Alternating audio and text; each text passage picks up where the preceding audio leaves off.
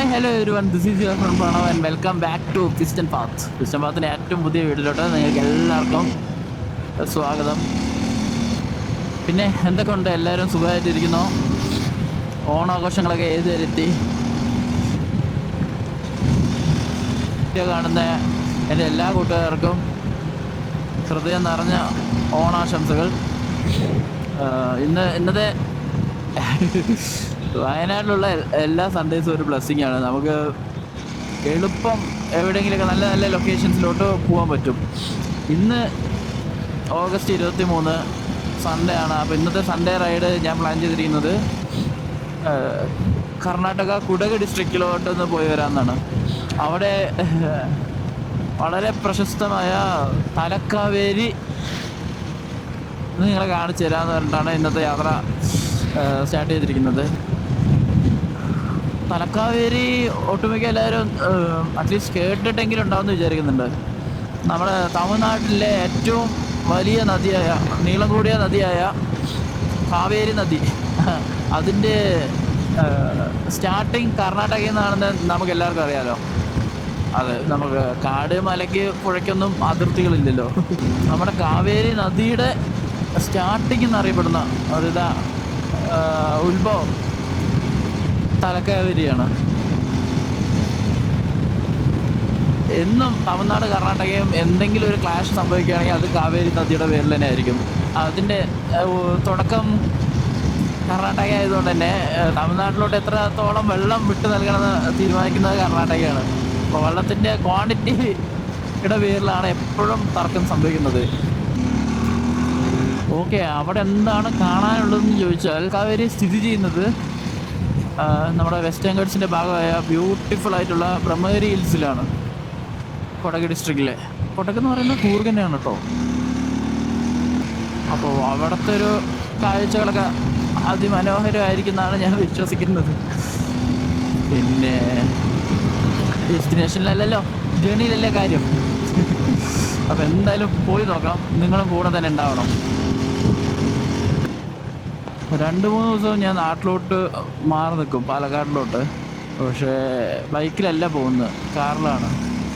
അപ്പോൾ കുറച്ചൊരു 2 ദിവസം മുമ്പ് ഞാൻ എൻ്റെ ബൈക്കിൻ്റെ ക്ലച്ച് കേബിൾ മാറ്റിയായിരുന്നു. ഇവിടെ നിന്ന് തന്നെയാണ് മാറ്റിയത്, മാനന്തവാടി സുസുക്കി ഷോറൂമിൽ നിന്നാണ് ഞാൻ മാറ്റിയത്. അപ്പോൾ അത് മാറ്റിയതിന് ശേഷം വണ്ടി ഓടിക്കാൻ ഒരു പ്രത്യേക സുഖം. പക്ഷേ വണ്ടി ഓടിക്കാനുള്ള സാഹചര്യങ്ങളാണെങ്കിൽ വളരെ കുറവാണ് ഉണ്ടാകുന്നത്. പിന്നെ ഈ സൺഡേ എന്തായാലും ഒരു 100-300 കിലോമീറ്ററിൽ ഒരു റൈഡ് വേണമെന്ന് ഞാൻ നന്നായിട്ട് ആഗ്രഹിച്ചിരുന്നു. കാരണം ഇനിയുള്ള 3-4 ദിവസം ബൈക്ക് കയ്യിലുണ്ടാവില്ലല്ലോ. കാറായിട്ട് ചെല്ലുന്നത് വേറൊന്നിനുമല്ല, നിങ്ങൾക്ക് 10,000 കിലോമീറ്റർ ഓണർഷിപ്പ് റിവ്യൂ പ്രൊവൈഡ് ചെയ്യാൻ വേണ്ടിയിട്ടാണ്. അപ്പോൾ സിട്രോയിൻ C3 ബക്കറ്റ് ലിസ്റ്റിൽ വെച്ചിട്ടുള്ള ആൾക്കാർ ചാനൽ ഇപ്പോൾ തന്നെ സബ്സ്ക്രൈബ് ചെയ്ത് വെച്ചോളൂ. അടുത്ത വീഡിയോ മിക്കവാറും സിട്രോയിൻ C3യുടെ 10,000 കിലോമീറ്റർ റിവ്യൂ ആണ് വരുന്നത്.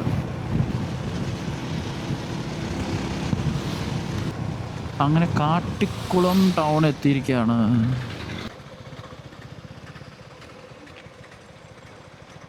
ചേട്ടാ, മറ്റേ ഉണ്ണിയപ്പൊക്കെ കിട്ടുന്ന കട ഇവിടെയാണോ? ഓക്കെ, അവിടുന്ന് ലെഫ്റ്റ് ഇല്ലേ? താങ്ക് യു ചേട്ടാ. Check post left, check post left.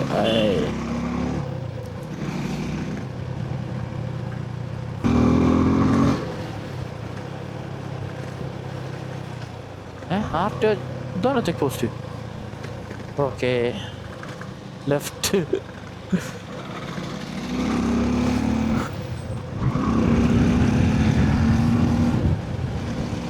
Entrance തന്നെ ഇത്തിരി വിജനം പിടിച്ച സ്ഥലമാണല്ലോ. ആഹാ, കുറച്ചുകൂടി സീരിയസ് കാടിലൂടെ പോകുന്ന ഒരു ഫീലിംഗാണ് വരുന്നത്.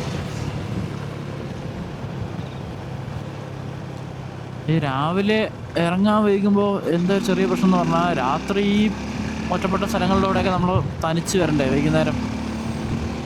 എനിക്കാണെങ്കിൽ ഇന്ന് സ്റ്റേ എടുത്ത് നാളെ വരാമെന്ന് പറയാനും നടക്കില്ല.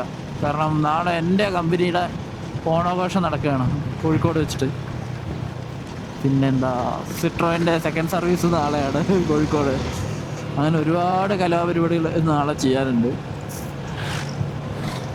അതുകൊണ്ടാണ് കേട്ടോ കൂർഗിൽ നമ്മൾ ഒരു ലൊക്കേഷൻ ലിമിറ്റ് ചെയ്യുന്നത്.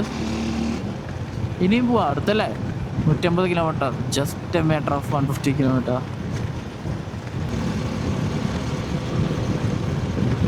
അങ്ങനെ അപകടമുള്ള ഫോറസ്റ്റ് ഒന്നും അല്ല എന്ന് വിചാരിക്കുന്നുണ്ട്. കാരണം സ്പീഡ് ബ്രേക്കേഴ്സ് ഒന്നും ഇല്ല, പിന്നെ ആനിമൽ സയൻസ് വാർണിങ്സ് ഒന്നും ഇതുവരെ കണ്ടിട്ടില്ല. ഇങ്ങോട്ടൊന്നും അധികം മഴ കിട്ടിയിട്ടില്ല എന്ന് വിചാരിക്കേണ്ടത്. ഇനി അങ്ങോട്ടും കിട്ടരുത്. അല്ല, പക്ഷെ തീരെ മഴയില്ലെങ്കിൽ നമ്മൾ തലക്കാവേരിയിലൊന്നും കാര്യമായിട്ട് വെള്ളം ഉണ്ടാവില്ല.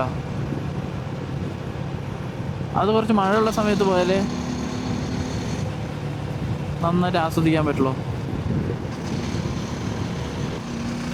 ഇവിടെ ആരോടെ ചോദിക്കാം. ഓട്ടോ ചേട്ടൻ പറഞ്ഞത് അധികം കിലോമീറ്റർ ഇല്ല, 4-5 കിലോമീറ്റർ എന്നാണ് പറഞ്ഞത്. നമ്മൾ അതിലും കൂടുതൽ വന്നോ എന്നൊരു ഡൗട്ട്. അല്ല, do not park and litter, അതെ, വണ്ടി നിർത്താനും പാടില്ല. ഓഹോ,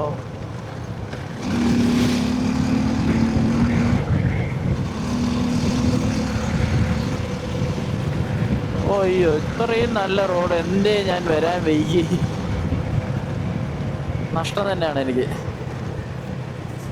ഇവിടുന്ന് 13 കിലോമീറ്റർ ലെഫ്റ്റിക്ക് പോയാൽ തിരുനെല്ലി ടെമ്പിൾ എത്തും. ആൾക്കാർ കൂടുതലുള്ള കട അപ്പം തന്നെ ആയിരിക്കാം.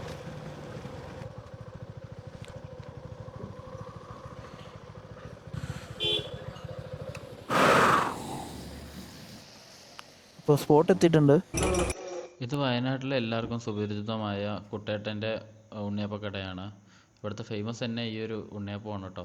ഇത് കൂടാതെ ഇഡ്ഡലി എല്ലാം കിട്ടുന്നുണ്ട്. അപ്പോൾ ഞാനിവിടെ എന്താ ഓർഡർ ചെയ്തതെന്ന് വെച്ചാൽ ഒരു 3 ഇഡ്ഡലി, ഒരു ഉണ്ണിയപ്പം, പിന്നെ അവരുടെ കൂടെ കിട്ടുന്ന ചട്നിയും സാമ്പാറും കോംപ്ലിമെൻ്ററി ആണ് കേട്ടോ. അപ്പോൾ അത് നല്ല രീതിക്ക് ആസ്വദിച്ച് തന്നെ ഞാൻ കഴിച്ചിട്ടുണ്ട്. നല്ല ടേസ്റ്റ് ഉണ്ടായിരുന്നു. അങ്ങനെ ഉണ്ണിയപ്പം കട നമ്മൾ ലീവ് ചെയ്യാണ്. കഴിഞ്ഞു. ഫുഡിൻ്റെ കാര്യങ്ങൾ ഞാൻ പറഞ്ഞുതരാം. ഫുഡ് ഭയങ്കര എക്കണോമിക് പറഞ്ഞാൽ ഭയങ്കര എക്കണോമിക്കാണ്. ഞാൻ 3 ഇഡ്ഡലി 2 ഉണ്ണിയപ്പം കഴിച്ചായിരുന്നു, ഒരു കട്ടനും കുടിച്ചു. ഇത് എല്ലാം ചേർത്തിട്ട് എനിക്ക് വെറും 64 രൂപയായിട്ടുള്ളൂ. പക്ഷേ എന്താ വിഷയം എന്ന് വെച്ചാൽ കയ്യിൽ നമ്മൾ പൈസ കരുതണം. ഇവിടെ network 0 network coverage. Again the beautiful ഫോറസ്റ്റാണ് നമ്മളെ വരവേൽക്കുന്നത്. പലയിടത്തുനിന്നാലും ഇങ്ങനെ ഇതുണ്ടോ, ഫ്രണ്ടിലൊരു ട്രാൻസ് T400 ആണെന്ന് വെച്ചാൽ, അയ്യോ എൻ്റെ മോനെ,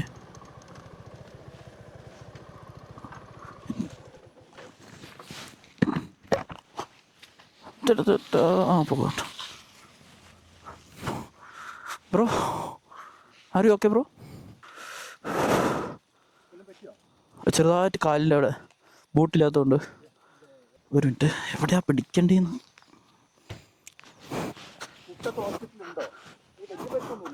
അത് ചോരണ്ട്.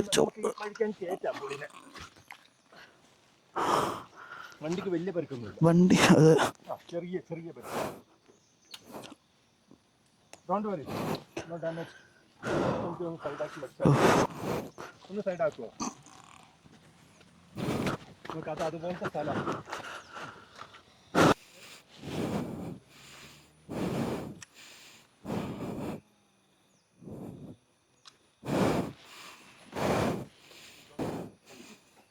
അണ്ണാ സാവി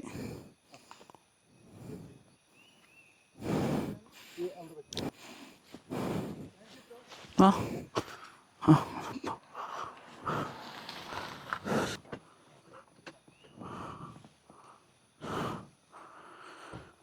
ഈശ്വര, ഇപ്പം എൻ്റെ ഫ്രണ്ടിൽ പോയ ചേട്ടനാണ്. പുള്ളിക്കാരനെ കണ്ടിട്ടാണ് ഞാൻ അങ്ങനെ പറഞ്ഞത്. ഒരുപാട് ഇങ്ങനെ മറ്റുള്ള ആൾക്കാർ വരുന്നുണ്ട്, അടിപൊളി റൂട്ടാണെന്ന് പറയാൻ വരുമായിരുന്നു. പാവം സ്കിഡായി പോയി. ഇപ്പോൾ കോർണേഴ്സിലൊക്കെ മണ്ണായിട്ട്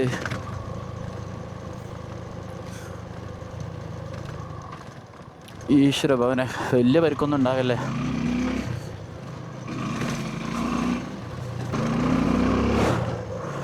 ഒരുപാട് നല്ല ആൾക്കാരുള്ളതുകൊണ്ട് പുള്ളിക്കാരനും ഫാമിലി ആയിട്ട് വൈഫ് കുട്ടിയൊക്കെ ആയിട്ട് പള്ളിയിലോട്ട് പോയിക്കൊണ്ടിരിക്കുക. പക്ഷെ എന്നാലും പുള്ളി പറഞ്ഞു അത് കുഴപ്പമില്ല, ഞാൻ ആശുപത്രിയിൽ കൊണ്ടുപോകാം അവനെ, വേണേൽ തിരിച്ചു കൊണ്ടാക്കാമെന്ന്.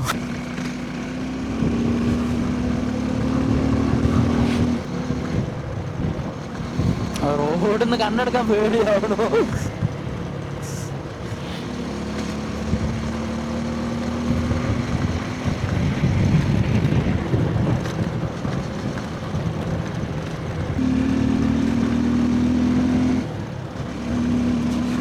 പക്ഷെ എന്തൊക്കെ പറഞ്ഞാലും കുറച്ച് സൂക്ഷിച്ച് വരികയാണെങ്കിൽ അതിമനോഹരമായ റൂട്ടാണത്.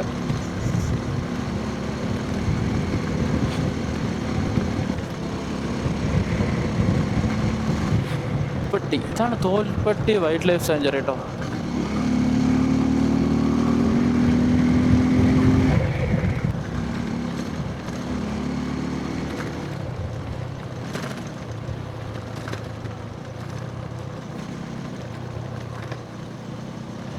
ഇത് കേരള ചെക്ക് പോസ്റ്റ് ആണോ കർണാടക ചെക്ക് പോസ്റ്റ് ആണോ എന്നൊരു ഡൗട്ട്. കേരള ആണോ? യെസ്. ലോട്ടറി വിൽക്കുന്നുണ്ട്.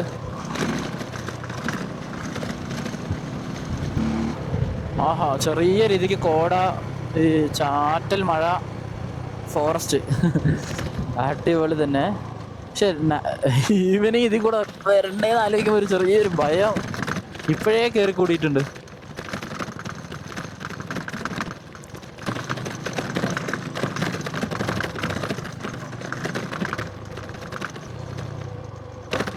പൊതുവെ എങ്ങനെയാണ് കറക്റ്റ് ബോർഡറെ കിടക്കുന്ന റോഡ്സ് ആരും നന്നാക്കില്ല, 2 സ്റ്റേറ്റ്സും നന്നാക്കില്ല. ഇവിടെ നിന്ന് അങ്ങോട്ടും അല്ലെങ്കിൽ അവിടെ നിന്ന് അങ്ങോട്ടും അത് അടിപൊളിയായിരിക്കും. കുട്ട ചെക്ക് പോസ്റ്റ്, എന്താ സ്ഥലത്തിൻ്റെ പേര്? കുട്ട.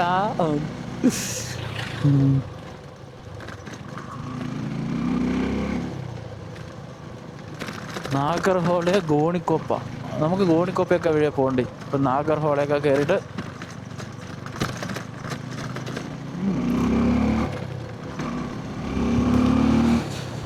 ഇങ്ങനെ പോണം.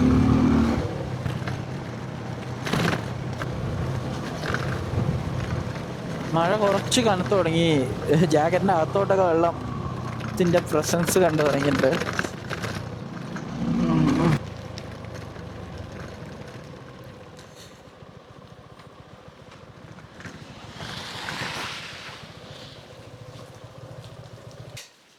I accept my defeat to rain.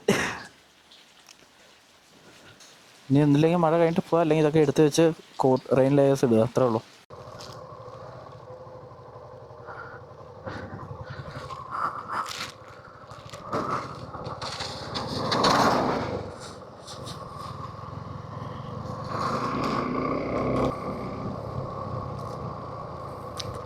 Road അത്രത്തോളം നമ്മുടെ വയനാട് റോഡ്സ് പോലെ പക്ക റബ്ബറൈസ്ഡ് റോഡ്സ് ഒന്നും അല്ല. അങ്ങനെ ഇടയ്ക്ക് വെച്ചിട്ട് ഇങ്ങനെ പൊട്ടിപ്പൊളിഞ്ഞ സിനാറിയോസ് ഒക്കെ ഉണ്ട്. അപ്പോൾ ഗ്ലൗസും ഇല്ലാണ്ടാകുമ്പോൾ ഒരു ചെറിയ പേടിയുണ്ട്.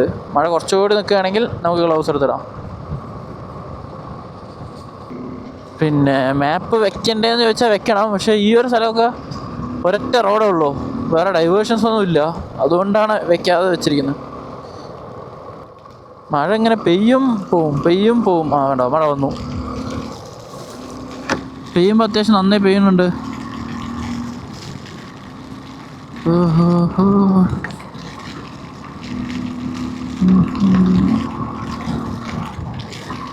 മഴ മാറിക്കഴിഞ്ഞപ്പോൾ തന്നെ അയ്യോ, സ്ഥലം ഒരുമാതിരി ഭംഗി. അപ്പം നമ്മൾ എവിടെ എത്തിയെന്ന് ചോദിച്ചാൽ എനിക്ക് പറയാൻ അറിയുന്നില്ല. ഒരു കുഞ്ഞു ടൗണൊന്ന് കഴിഞ്ഞായിരുന്നു. ടൗണല്ല, വില്ലേജ്. കാപ്പി, കുരുമുളക് തന്നെയാണ് ഇവിടുത്തെ പ്രധാന വിഭവങ്ങൾ. കൊടക് ഡിസ്ട്രിക്റ്റിൽ എത്തിയെന്ന് വിചാരിക്കുന്നുണ്ട്. കാരണം ഐ ലവ് കൂർഗ് എന്നൊക്കെ കണ്ട് വണ്ടികൾ കണ്ടില്ലേ. ഓ, ഒരു രക്ഷയില്ല, സീനിക്കായിട്ടുള്ള റൂട്ട് കേട്ടോ.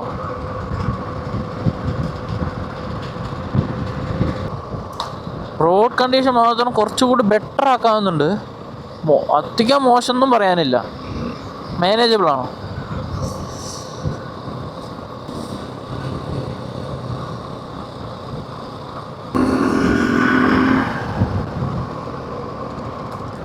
നമ്മളാ മാനന്തവാടി കഴിഞ്ഞതിന് ശേഷം ഫുള്ള് ഇതുപോലത്തെ റോഡിലാണ് വന്നുകൊണ്ടേയിരുന്നത്. ത്രൂ ഔട്ട് ഒരു ഫോറസ്റ്റ് വൈബ്.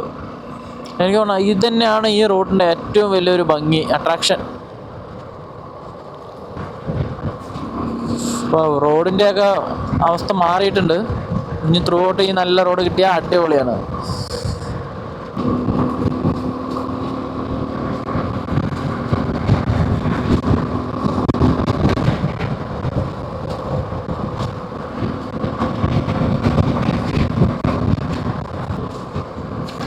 സത്യം പറഞ്ഞാൽ എനിക്ക് തന്നെ മനസ്സിലാവുന്നില്ല, ഞാനെന്തോ റൂട്ടൊക്കെ അറിയുന്ന പോലെ ഇങ്ങനെ പോകുന്നുണ്ട്. ഓ, കൊന്നപ്പെട്ട് ഗോണിക്കോപ്പം 6 കിലോമീറ്റർ. ഗോണിക്കോപ്പം പോകണം, അത് ഉറപ്പാണ്. അപ്പോൾ ഒരു 6 കിലോമീറ്റർ കൂടി ഇങ്ങനെ പോകാൻ പറ്റും. വണ്ടി നിർത്തുക പറയുമ്പോൾ ഭയങ്കര കഷ്ടമാണ്.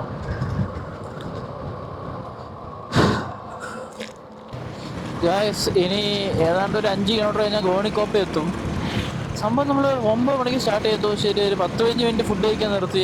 എങ്കിലും ഒരു 2-2.5 മണിക്കൂർ വണ്ടി ഓടിച്ചിട്ടുണ്ട്. പക്ഷെ എവിടെ എത്തിയിട്ടില്ല. ഇനി 80 കിലോമീറ്റർ, 77 കിലോമീറ്റർ ഉണ്ട്. പകുതി ദൂരമേ നമ്മൾ ഇത്രയും നേരം കൊണ്ട് കവർ ചെയ്തിട്ടുള്ളൂ. ഞാൻ കാണിക്കുന്നത് 2 മണിക്കൂർ യാത്രയാണ്. അപ്പോൾ ആലോചിച്ച് നോക്കിയേ, 77 കിലോമീറ്ററിന് 2 മണിക്കൂർ.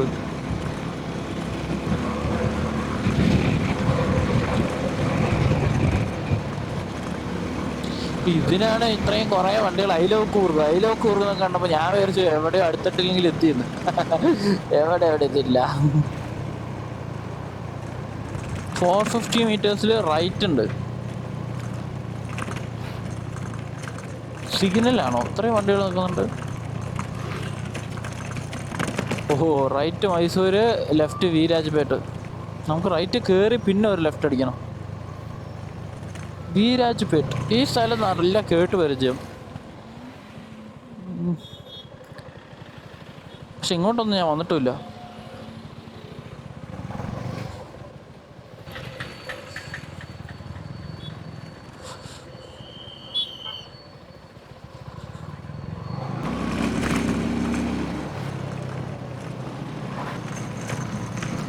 അങ്ങനെ വൈൻഡിങ് റോഡ്സ് തന്നെയാണ്. ഈ വൈൻഡിങ് റോഡ്സിൻ്റെ ഗുണം എന്ന് വെച്ചാൽ സമയം പോകും, പക്ഷെ കിലോമീറ്റർ പോവില്ല.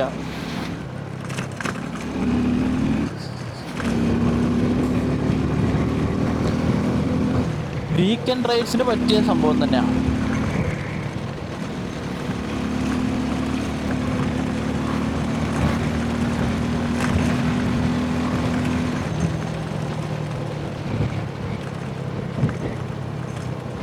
അടുത്ത മഴയ്ക്ക് പ്രകൃതി റെഡിയായി നിൽക്കുന്നുണ്ട്. അതിന് മുമ്പ് ഞാൻ ഷെൽട്ടറുള്ള സ്ഥലത്തിലോട്ട് എത്തിപ്പെടാം.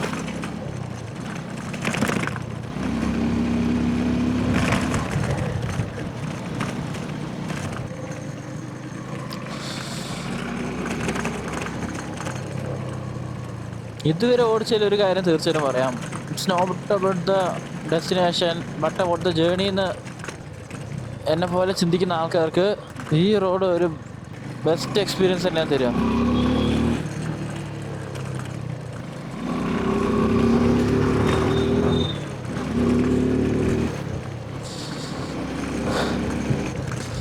അതിങ്ങനെ മഴ വന്നും പോയിക്കൊണ്ടിരിക്കുന്ന ടൈമാണെങ്കിൽ അടിപൊളി.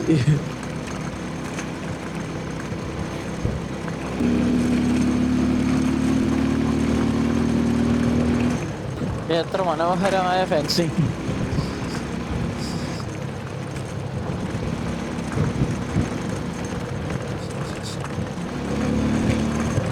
എനിക്ക് റൂട്ടിനെ വർണ്ണിക്കാൻ പോലും വാക്കുകൾ കിട്ടുന്നില്ല. കർണാടകയിൽ ഇത്ര നല്ല നല്ല റൂട്ട്സ് ഉണ്ടെന്ന് ഞാനിപ്പോഴാണ് മനസ്സിലാക്കിക്കൊണ്ടിരിക്കുന്നത്.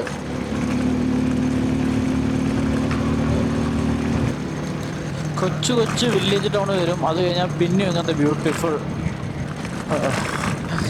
Plantation roads. അയ്യോ, റോഡ്സ് ഒന്നും ഒരു രക്ഷയില്ല എന്ന് പറഞ്ഞാൽ രക്ഷയില്ല.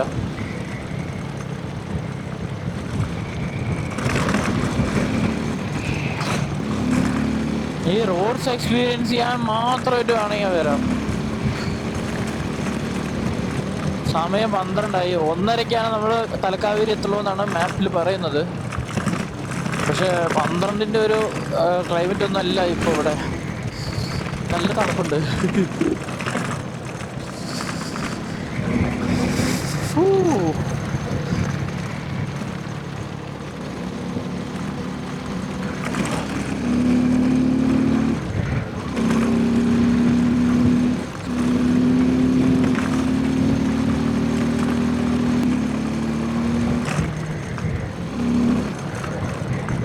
ഇനി 50 കിലോമീറ്റർ ഓടുണ്ട് കേട്ടോ.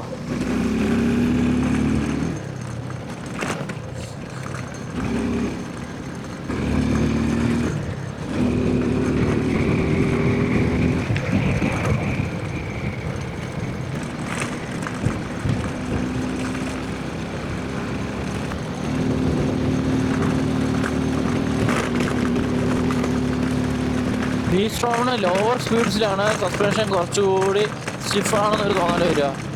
അങ്ങനെ ഒരു 50 എന്തിനും ഒരു 40+ ഒക്കെ അടിപൊളിയാണ്. റോഡ് മോശമാണെങ്കിലും നമുക്കത് ബാധിക്കുകയില്ല.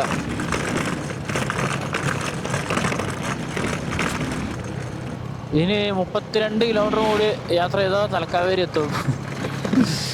ഞാനിപ്പോൾ ഒരു വാട്ടർ ബ്രേക്ക് എടുത്തതാണ്. എനിക്ക് ചെറുതായിട്ടൊരു അമളി സംഭവിച്ചു. അതായത് ഞാൻ ഇത്ര നേരം ഇങ്ങനെ വ്ളോഗ് ചെയ്ത് വരുമായിരുന്നു. നമ്മുടെ ആക്ഷൻ ക്യാമറ ഓഫായി പോയിരുന്നു. പക്ഷെ ഞാനത് അറിഞ്ഞിട്ടേ ഇല്ല. ഞാനിങ്ങനെ ഓരോ സ്ഥലങ്ങളൊക്കെ നിങ്ങൾക്ക് ഇങ്ങനെ കാണിച്ചു തന്നിട്ട് ഇത് അത്ര അടിപൊളിയല്ലേ എന്നൊക്കെ ഇങ്ങനെ പറഞ്ഞു വരിക. പിന്നെ വെള്ളം കുടിക്കാനായി നിർത്തിയിട്ട് നോക്കുമ്പോഴാണ് സാധനം നേരത്തെ ഉണ്ട്. കുഴപ്പമില്ല. പക്ഷെ ഇതേ പ്രകൃതി ഭംഗി തന്നെയാണ് കേട്ടോ, വേറെ മാറ്റമൊന്നുമില്ല. പക്ഷെ എന്തെല്ലാമൊക്കെയോ പറഞ്ഞിട്ടുണ്ടായിരുന്നു കാര്യങ്ങൾ, അത് എനിക്കും റീകലക്ട് ചെയ്യാൻ പറ്റുന്നില്ല.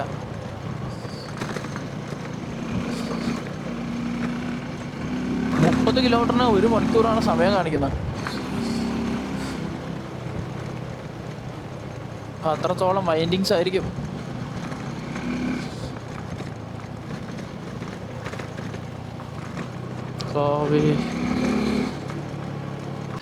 അങ്ങനെ തലക്കാവേരി 36 എന്നുള്ളൊരു ബോർഡ് ഞാൻ കണ്ടു. മാപ്പിന് 31 കാണിക്കുന്നത്. കാര്യമില്ല. പിന്നെ ഒരു സത്യം എന്താ വെച്ചാൽ ഹൈവേസിനേക്കാളൊക്കെ എത്രയോ ഭേദം നമുക്കങ്ങനെ സമാധാനമായിട്ട് വണ്ടി എടുത്തിട്ട് പോകാൻ ഇങ്ങനത്തെ റോഡ് തന്നെയാണ് ബെസ്റ്റ്. ചില സ്ഥലത്ത് ഹോണ്ടലായിട്ട് ഫീൽ ചെയ്യുന്നുള്ളൂ.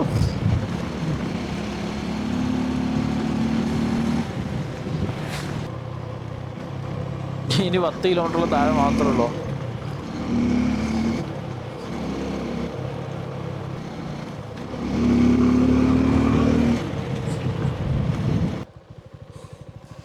ഐ തിങ്ക് നമ്മളതിൻ്റെ എൻട്രൻസിലോട്ട് എത്തി.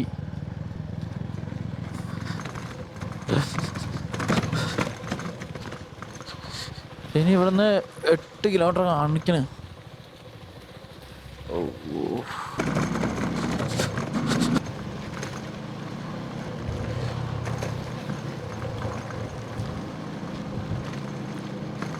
ഇവിടുന്ന് ഈ ഫ്ലൈ ഓവർ തന്നെ ഭാഗമണ്ഡല ടെമ്പിൾ കാണാൻ പറ്റും. യെസ്, അങ്ങനെ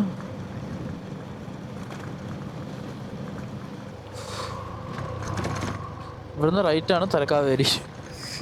മാപ്പ് ഇട്ടില്ലെങ്കിൽ കുട്ടിങ്ങി പോവും. പക്ഷേ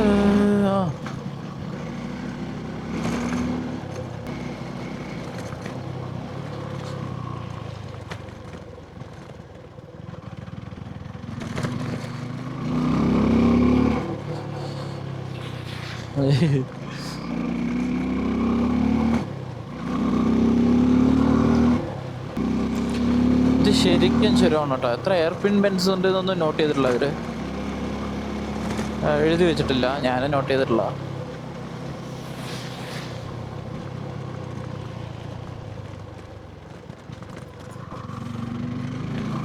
കറക്റ്റ് പറയുകയാണെങ്കിൽ നമ്മുടെ താമരശ്ശേരി ചുരം പോലെ 6-7 കിലോമീറ്റർ ഫുള്ള് ചുരം.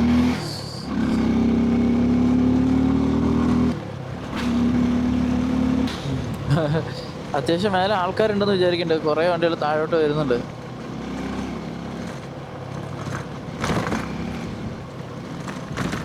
നമ്മൾ മാത്രമാണ് പക്ഷെ കയറുന്നത്. ഇഡ്ഡലി ഉണ്ണിയപ്പൊക്കെ ദഹിച്ചു, ചെറുതായിട്ട് വിശക്കാൻ തുടങ്ങിയിട്ടുണ്ട്. മേലെ എന്തെങ്കിലുമൊക്കെ ചെറിയ ഷോപ്സ് ഉണ്ടെങ്കിൽ അടിപൊളിയാണ്. പിന്നെ റേഞ്ച് വേണം. കയ്യിൽ പൈസ ഏതാണ്ട് തീർന്നു. അമ്പലത്തിൽ എന്തെങ്കിലും ചെറുതായിട്ട് പ്രസാദമായിട്ട് ഇത്തിരി വലിയ ലഡുവോ അങ്ങനെ എന്തെങ്കിലും കിട്ടിയ കലക്കമൊക്കെ.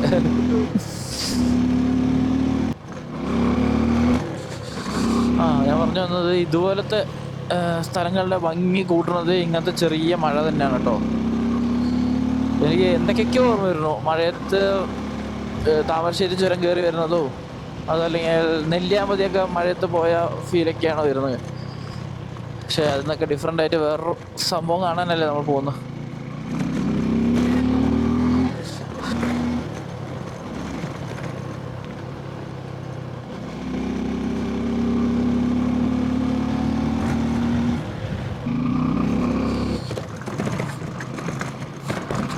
ഇത് നല്ലൊരു ടൂറിസ്റ്റ് ലൊക്കേഷൻ തന്നെയാണ്. അപ്പോൾ ഒരു സൺഡേ തിരക്ക് ഞാൻ പ്രതീക്ഷിക്കുന്നുണ്ട്. 10-200 പേരുണ്ടാവണം മൊത്തത്തിൽ. കോട വന്നല്ലോ, കോട. ഗൈസ് കാണാൻ വരുന്നുണ്ടോ? ഫ്രണ്ടിൽ എന്താ? അമ്മോ, കാറ്.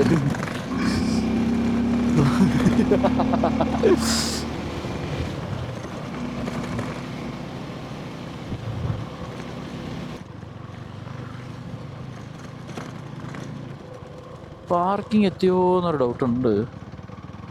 ഒന്നും കാണുന്നില്ല. പിന്നെ എങ്ങനെ തിരിച്ചറിയും? കൂടെ പോകുന്നവരെ നിൽക്കേണ്ടി വരുമോ?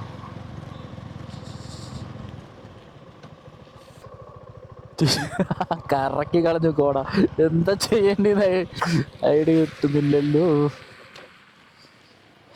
വലിയ കാര്യത്തിൽ മാപ്പൊക്കെ ഓഫാക്കുകയും ചെയ്തു. എത്തിയില്ലേ എന്ന് പറഞ്ഞിട്ട്. നേരെ തന്നെ പോയി നോക്കാം.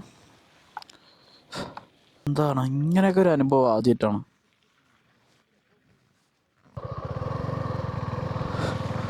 ഭയമാവും ഇവർക്ക്, എക്സൈറ്റ്മെൻറ്റും ഉണ്ട്. ഓപ്പോസിറ്റുള്ള വണ്ടി കണ്ടാൽ മതി നമ്മളെ. ഞാൻ കണ്ടില്ലെങ്കിലും കുഴപ്പമില്ല. ഓഹോ, ഇവിടെ എത്തിട്ടോ. എന്താ പാർക്കിംഗ്? ഇതൊക്കെ തന്നെയാണ് പാർക്കിംഗ് വിചാരിക്കുന്നത്. ഓ, തലക്കാവിരി ടെമ്പിൾ ബോർഡ് കണ്ടു.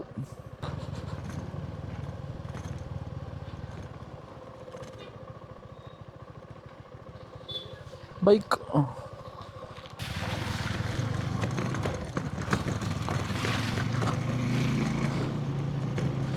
ബൈക്കൊക്കെ കടന്നുകൊണ്ട് കുഴപ്പമില്ല. 10-200 പേരല്ല, കൂടുതലുണ്ട്. അയ്യോ, ഞാൻ വിചാരിച്ച ഞാൻ ഇത്രയും നേരം ഒറ്റയ്ക്ക് ഇങ്ങനെ റോഡിൽ വന്നോണ്ടിരിക്കല്ലേ, ഇവിടെ ഒറ്റപ്പെടുന്നു. അയ്യോ,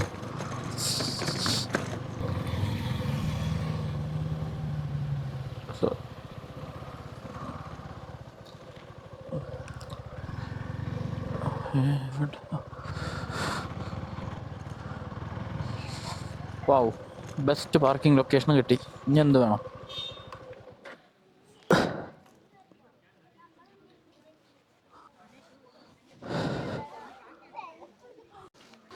ഗൈസ്, ഇതാണ് ഇപ്പോൾ ഇവിടുത്തെ നിലവിലെ അന്തരീക്ഷം. ഫുള്ള് കോട മൂടി കിടക്കട്ടോ. നമ്മുടെ വണ്ടി ഇവിടെ പാർക്ക് ചെയ്തു. തൊട്ടടുത്ത് തന്നെയാണ് വണ്ടി പാർക്ക് ചെയ്തിരിക്കുന്നത്. ഇനി നമുക്ക് അകത്ത് കയറി നോക്കാം എന്താ സ്ഥിതി എന്ന്. I hope you guys can hear me. ഇപ്പം അത്യാവശ്യം നല്ല മഴയുമാണ്. ഇതാണ് ഇപ്പം എൻ്റെ ലുക്ക്. വണ്ടി ഇവിടെ തന്നെ വെച്ചിട്ടുണ്ട്. ഹെൽമെറ്റ് വെളിയിൽ തന്നെ വെക്കേണ്ടി വന്നു, ബോക്സിൽ കയറിയില്ല. അത് കുഴപ്പമില്ല, നമ്മളിപ്പോൾ തന്നെ തിരിച്ചു വരുമല്ലോ. ഇതാണ് ഇതിൻ്റെ എൻട്രൻസ് കേട്ടോ. No videography, no photo recording എഴുതി വെച്ചിട്ടുണ്ട്. ഇപ്പോൾ അറിയില്ല. ഇവിടെ ഉള്ള എല്ലാവരും തന്നെ റെക്കോർഡ് ചെയ്യുന്നുണ്ട്. അപ്പോൾ വലിയ പ്രശ്നമില്ലാതെ വിചാരിക്കുന്നു.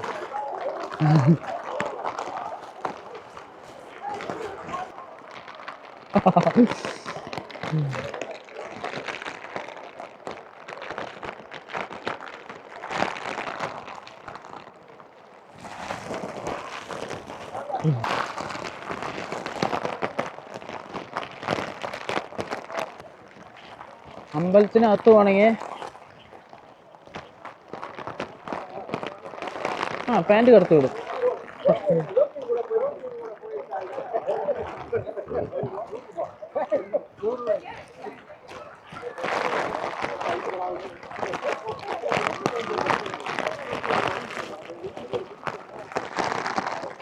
ഇതാണ് നമ്മൾ തേടി വന്ന ആ ഒരു കുളം. ഇതാണ് ആ കുളം വരുന്നത്. ഈ കുളം ഇപ്പോൾ കവിഞ്ഞ് നിൽക്കുകയാണ്, ഫുള്ള് നിറഞ്ഞു. ഇവിടെ എഴുതി വെച്ചിട്ടുണ്ട് ഒറിജിൻ ഓഫ് റിവർ കാവേരി എന്നൊക്കെ. ഈ കുളത്തു നിന്നുള്ള വെള്ളമാണ് അവിടെ നന്ദിരൂപത്തിന് അതിൽ കൂടെ ശിവലിംഗത്തിലോട്ട് വീഴുന്നത്. നിങ്ങൾ ആലോചിച്ച് നോക്കണേ, ഈ പ്രകൃതിയുടെ ഒരു വൈവിധ്യം. ഈ കുളത്തിൽ നിന്ന് സ്റ്റാർട്ട് ചെയ്യുന്ന കാവേരി റിവർ നമ്മുടെ കർണാടകയിൽ മാത്രം ഒരു 350 കിലോമീറ്റർ സഞ്ചരിക്കുന്നുണ്ട്. പിന്നെന്താ, നമ്മുടെ തമിഴ്നാട്ടിലെ ഏറ്റവും നീളം കൂടിയ നദിയും കാവേരിയാണ്. അവിടെ മാത്രം ഒരു 450 കിലോമീറ്ററോളം ഉണ്ട്. ഇത്രയും കിലോമീറ്റർ സഞ്ചരിച്ച് ഏതാണ്ട് ഒരു 800 കിലോമീറ്ററോളം സഞ്ചരിച്ചിട്ട് ബംഗാൾ ഉൾക്കടലിലോട്ട് എത്തിച്ചേരുകയാണ് ചെയ്യുക കാവേരി. അതിൻ്റെ ഉത്ഭവത്തിൻ്റെ അടുത്ത് നിൽക്കുമ്പോൾ ഒരു സന്തോഷമുണ്ട്. പിന്നെ ഇതൊരു സാക്രഡ് പ്രൈസാണ്.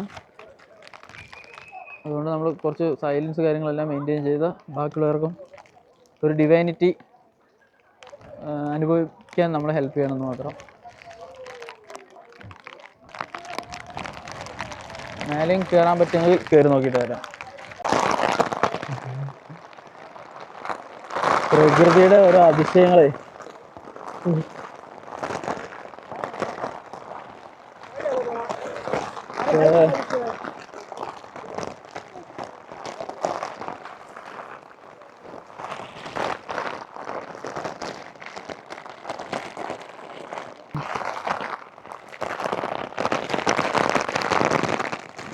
ഇവിടെ ഒരു ശിവലിംഗ പ്രതിഷ്ഠ, നമുക്ക് ശിവലിംഗം പോലത്തെ ഒരു സംഭവം, നന്ദിരൂപത്തിൻ്റെ പല ഭാഗത്തുനിന്നായിട്ട് വെള്ളം, അത് ശിവലിംഗം പോലത്തെ ഒരു സംഭവത്തിലോട്ട് ഇങ്ങനെ വീഴുകയാണ്. ഇവിടെ ആൾക്കാർ പൈസയൊക്കെ എറിയാറുണ്ട്. ഉള്ളിൽ ഇങ്ങനെ നോക്കുമ്പോൾ നിങ്ങൾക്ക് തന്നെ കാണാൻ പറ്റുന്ന ഒരു ചില്ലറ പൈസകളുടെ ഒരു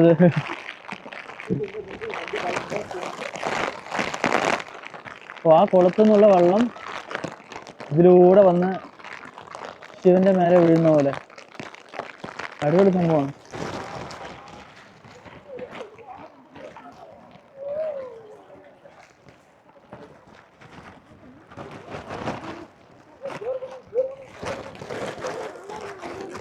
കോട കിട്ടിയതാണ് ഏറ്റവും കൂടുതൽ ഹൈലൈറ്റ്.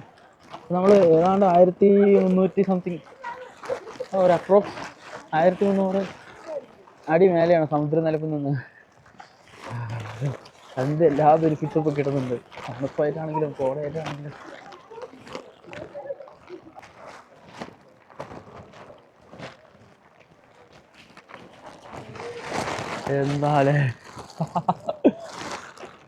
എന്തായാലും ബെസ്റ്റ് ടൈമിൽ തന്നെ ഇവിടെ എത്തിച്ചേരാൻ സാധിച്ചില്ല, എനിക്ക് ഒരുപാട് സന്തോഷം.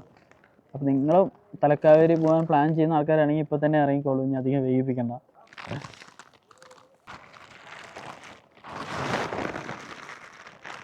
ഇത് ശിവക്ഷേത്രം.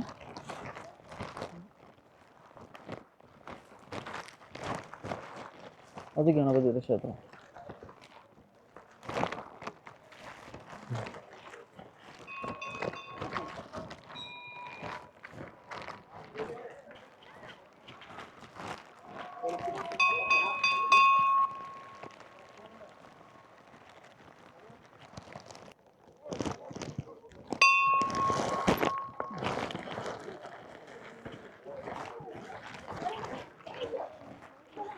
സമയം ഇപ്പോൾ 1:30 അടുത്തായിട്ടുണ്ടാവും. 1:30 മണിയുടെ കാഴ്ചയാണ് നിങ്ങളിപ്പോൾ കാണുന്നത്.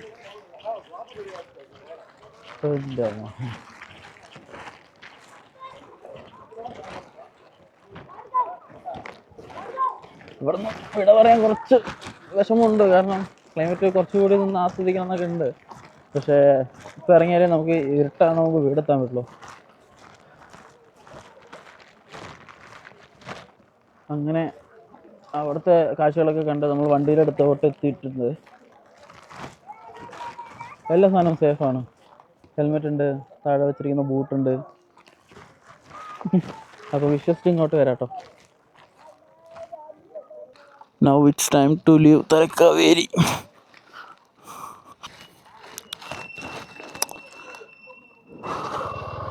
അപ്പോൾ നമ്മൾ തലക്കാവേരിയിൽ നിന്ന് പതിയെ വിടവാങ്ങുകയാണ്.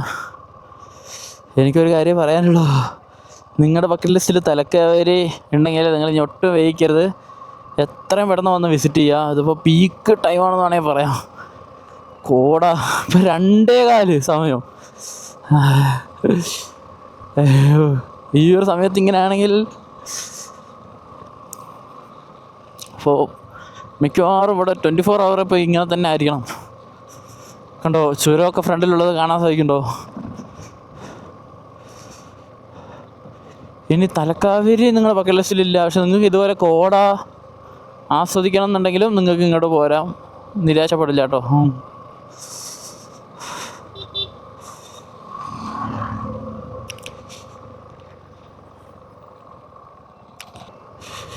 ഇനിയിപ്പോൾ സ്ട്രെയിറ്റ് റൂമിലോട്ട് പോകുന്നതായിരിക്കും കറക്റ്റ് എന്ന് വിചാരിക്കുന്നുണ്ട്. കാരണം 2 മണി കഴിഞ്ഞു. ഇനിയിപ്പോൾ ഒരു 4-4.5 മണിക്കൂർ വേണം നമുക്ക് മീനങ്ങാടി എത്തിപ്പെടാൻ. വേറെ എവിടെയും കറങ്ങാൻ ടൈം ഉണ്ടാവുമോ എന്നാണ് അറിയാത്തത്. ഈശ്വര, അതിപ്പോൾ ഇവിടെ ഇങ്ങനെ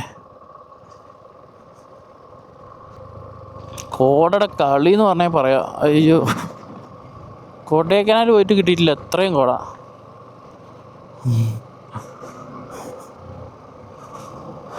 പിന്നെ ഒരു കാര്യം എനിക്ക് ഇവിടെ വന്നപ്പോൾ മനസ്സിലായത് എന്താ വെച്ചാൽ, നമ്മൾ തമിഴിൽ പൊന്നി നദി എന്നൊക്കെ പറയില്ലേ, പൊന്നിൻ സെൽവൻ സിനിമ കണ്ടിട്ടില്ലേ, ആ പൊന്നിൻ നദി എന്ന് ഉദ്ദേശിക്കുന്നത് കാവേരിയെ തന്നെയാണ് കേട്ടോ.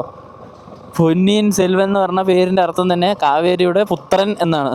സോ കാവേരി ആ കാലഘട്ടം മുതൽ തന്നെ ആരാധിക്കപ്പെട്ട ഒരു നദിയാണ്. രാജരാജ ചോളൻ 1-മനെയാണ് നമ്മൾ പൊന്നിൻ സെൽവൻ എന്ന് വിളിക്കുക, സിനിമ കണ്ടതുകൊണ്ടുള്ള ഗുണം. പക്ഷെ ആ നദി കാവേരിയാണെന്ന് പറഞ്ഞപ്പോൾ എനിക്ക് എന്തൊരു എക്സൈറ്റ്മെൻ്റ് ആയി. ഇവിടെ അല്ല നമ്മൾ നിൽക്കുന്നത്. കാരണം കുറേ തമിഴ് ആൾക്കാരൊക്കെ വന്നിട്ടുണ്ട്. തമിഴ് മലയാളം കുറേ പേരുണ്ടായിരുന്നു. മിക്കവാറും വയനാട് നിന്നൊക്കെ ഈ ഭാഗത്തു നിന്നൊക്കെ വന്നത് തന്നെ ആയിരിക്കണം. കണ്ണൂരിൽ നിന്ന് ഇവിടെ നിന്ന് അടുത്താണ്. ഓക്കെ, ഇവിടെ നിന്ന് അടുത്തുള്ള ഒരു റെയിൽവേ സ്റ്റേഷൻ പറഞ്ഞത് കാഞ്ഞങ്ങാടാണ്. അത് നമ്മുടെ കാസർഗോഡ് ഡിസ്ട്രിക്റ്റിലാണ്. അപ്പോൾ കാസർഗോഡ് കണ്ണൂരിൽ നിന്നൊക്കെ ഇവിടെ ഒരു ദിവസം വന്ന് പോകാനുള്ളതേ ഉള്ളൂ. ഗൈസ്, ഞാനിവിടെ നിന്ന് ഫുഡ് കഴിക്കുമെന്ന് വിചാരിച്ചതല്ല, പക്ഷേ അത്യാവശ്യം നല്ല വിശന്നു. അപ്പോൾ ഒരു ബ്രേക്ക് എടുത്തു. ഡോമിനോസ്.